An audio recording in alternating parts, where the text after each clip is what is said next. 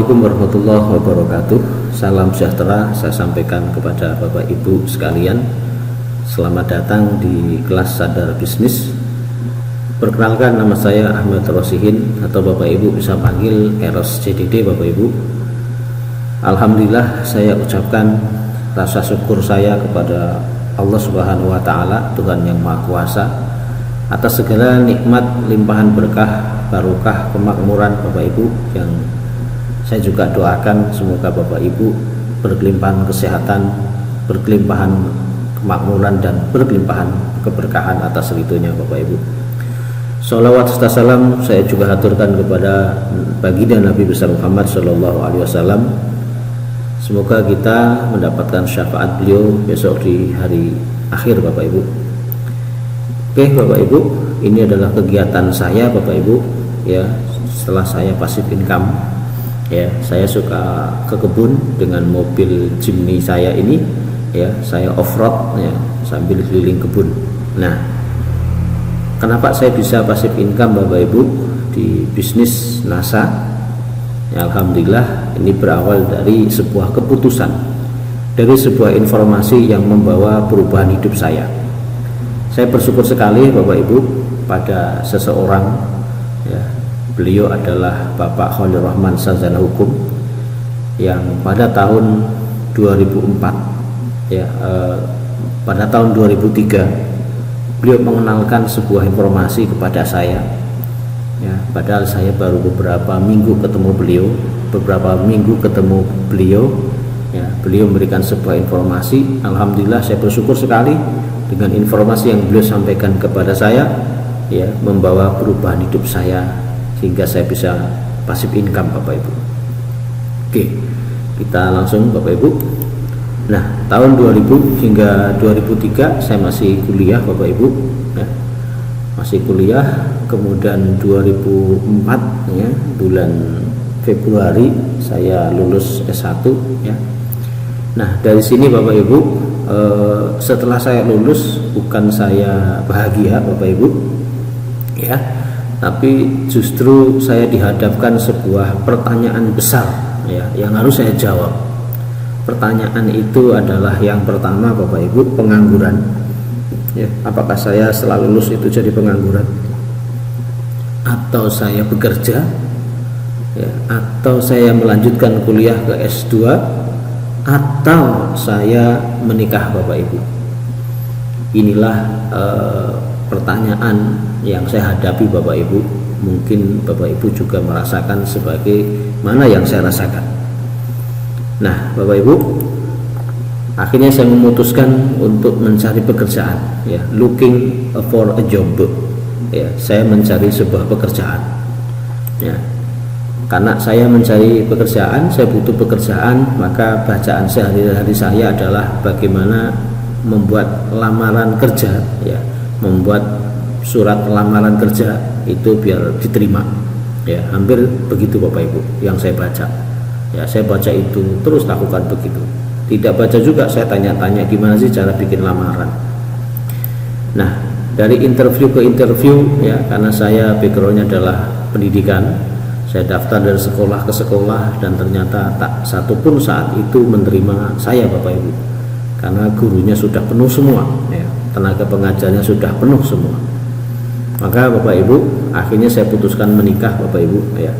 Saya putuskan menikah ya, saya putuskan menikah ya, dengan kondisi keuangan yang ya, saya tidak ya, masih nganggur ya, bisa dikatakan begitu Bapak Ibu. Nah, Desember 2004 ya, saya menikah itu 2004 bulan November 2004 saya menikah. Nah, di awal bulan Desember ya, saya memutuskan untuk merantau ke kota Bungo ya, Provinsi Jambi. Nah, pokoknya merantau Bapak Ibu. Nah, setelah merantau ya, saya diterima ya menjadi tenaga honor Yayasan Pondok Pesantren.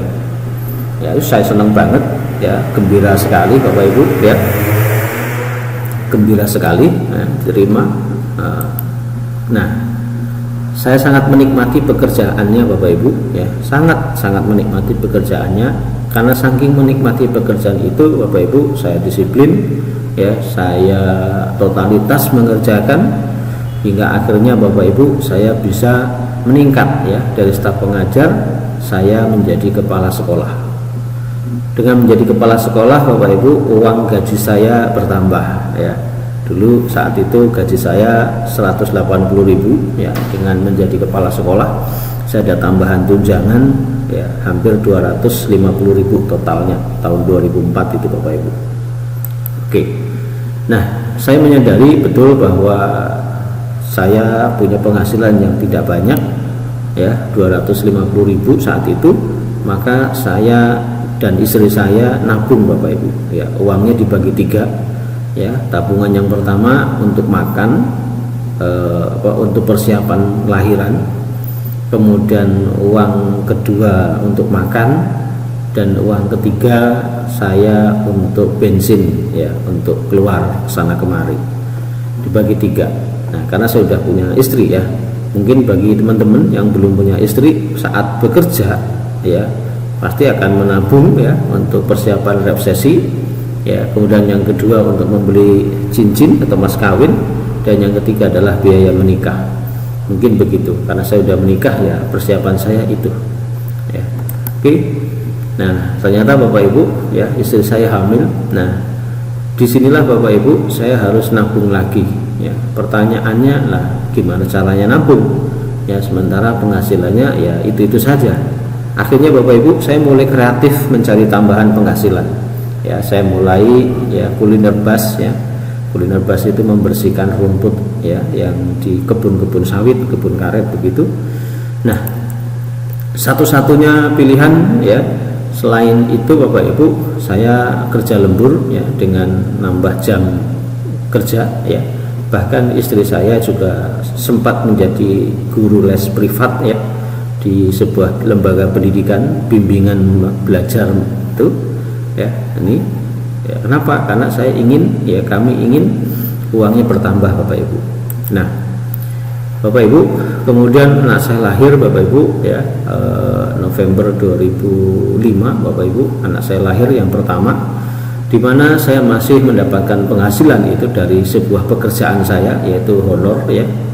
Nah, kemudian Bapak Ibu, pengeluaran saya ya, biaya kelahiran, kontrak rumah, biaya sehari-hari ya dari hasil kerja itu. Nah, kalau saya gambarkan, ini adalah sebuah balok ya, balok penghasilan saya. Nah, sementara balok yang kedua ini yang lebih tinggi adalah pengeluaran saya. Pada saat itu Bapak Ibu, anak saya lahir dengan operasi cesar ya, bahwa biayanya 4.500.000. Nah, maka untuk biaya hidup aja susah Bapak Ibu, saya terlibat ya, terlibat hutang ya, hanya saya berhutang Bapak Ibu.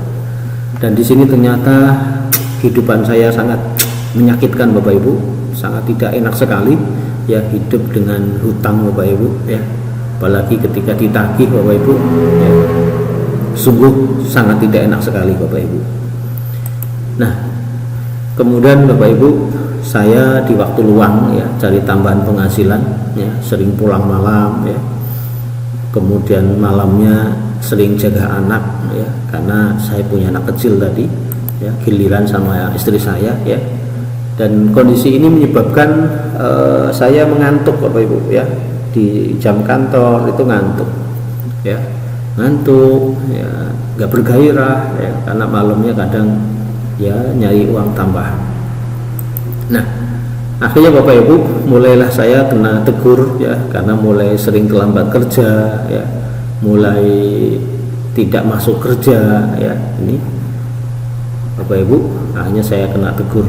Nah, teguran-teguran ini akhirnya membuat saya tidak merasakan tidak nyaman ya, sudah nggak enak bekerja ya, tapi bingung harus bagaimana saya ini ya, mau jadi apa lagi saya ini, mau dapat uang dari mana lagi saya ini, saya bingung Bapak Ibu. Tapi di sekolah tempat saya ngajar tidak nyaman ya.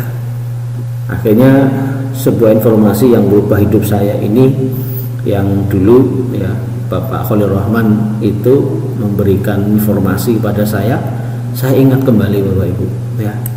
Nah, informasi itu ya buku Rich Dad Poor Dad ya, atau Business School ya, yang ditulis oleh Robert Kiyosaki ya. Beliau dulu menggambarkan buku ini, bahkan saya diberikan hadiah juga sama beliau sebagai kenang-kenangan dari beliau ya. Bukunya masih ada sampai sekarang.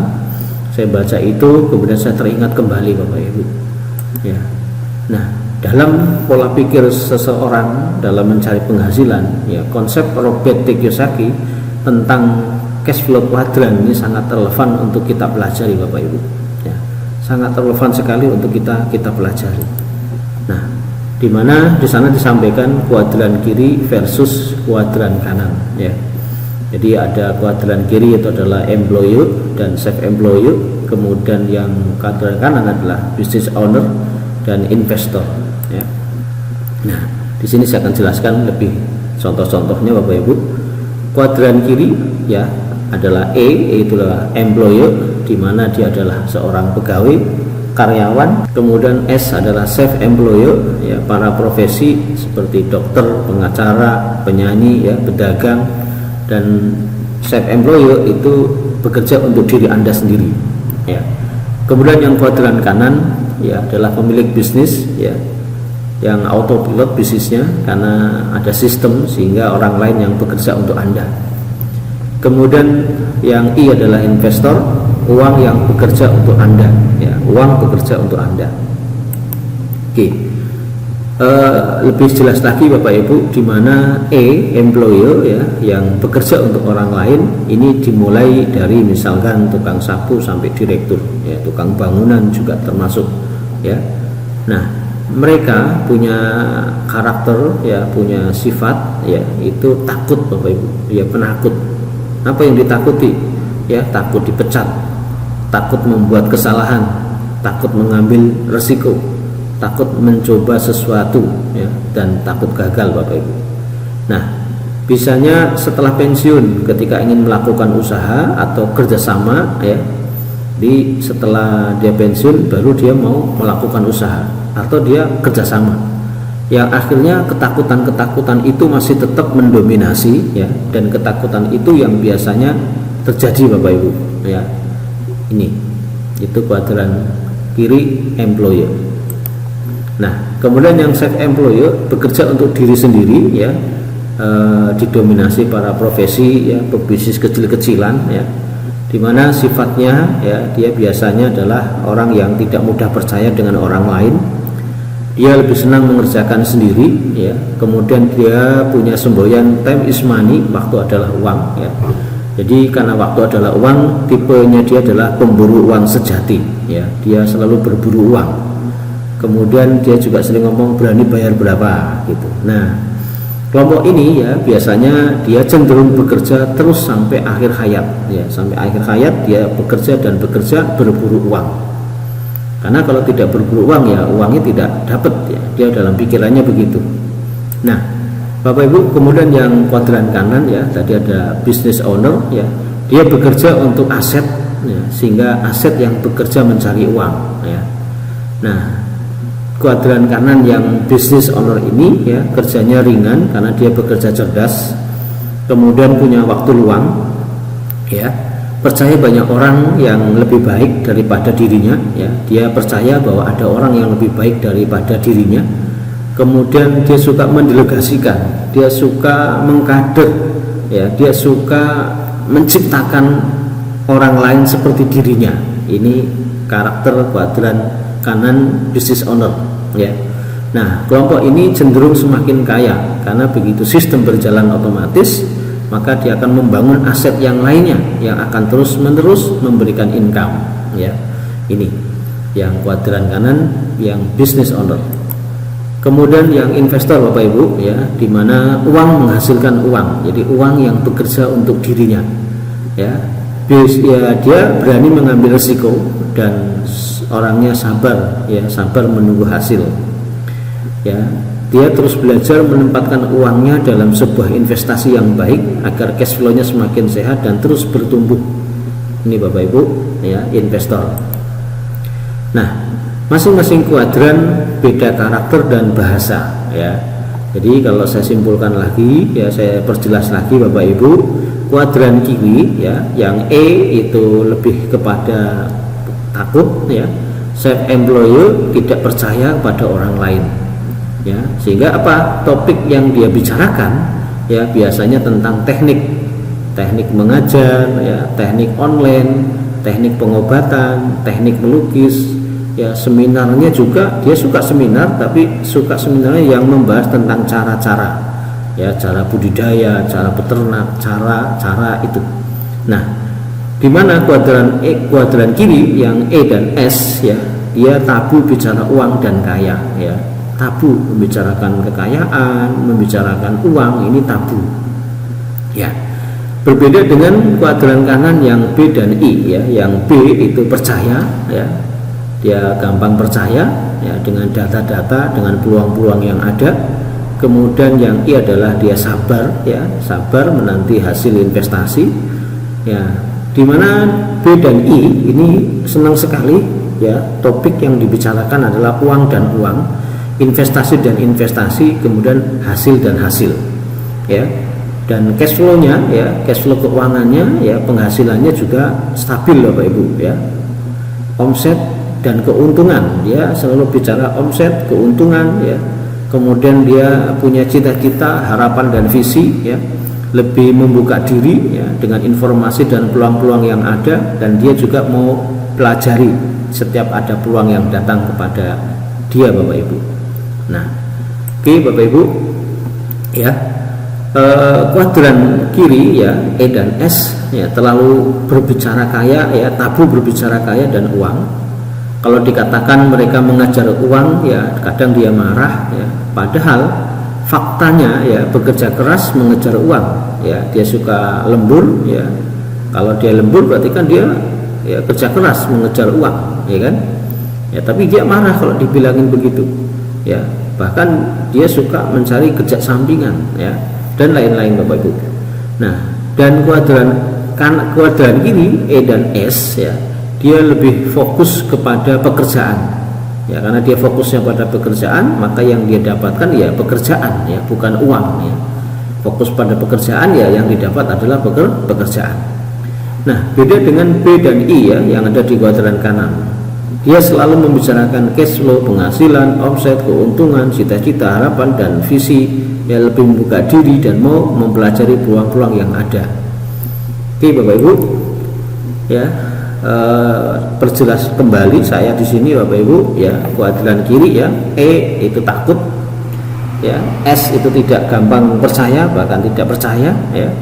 Yang dibicarakan pekerjaan, yang dibicarakan proses, yang dibicarakan teknik ya, teknik mengajar, teknik pengobatan, teknik mendesain, teknik membangun rumah, teknik beternak ya. Seminarnya juga ya, tadi yang saya katakan, seminarnya suka yang cara budidaya ya, cara membeli rumah tanpa DP ya, dan lain-lain ya.